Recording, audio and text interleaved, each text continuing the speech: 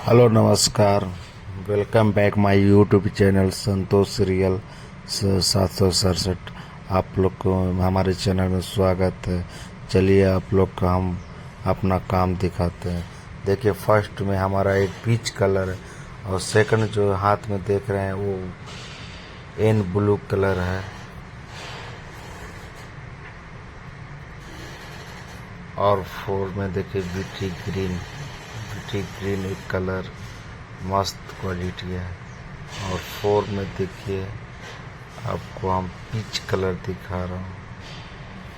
No, ये wine colour है। चलिए आपको मशीन में दिखाता हूँ। ये बीटी ग्रीन है, ये बीटी ग्रीन 100 रेशम फर्स्ट क्वालिटी। देखिए ये ऑयल में होकर चलता है। ऑयल से जो दाग लगा हुआ रहता है काला पीला, उसको क्लीन कर देता है। देखिए,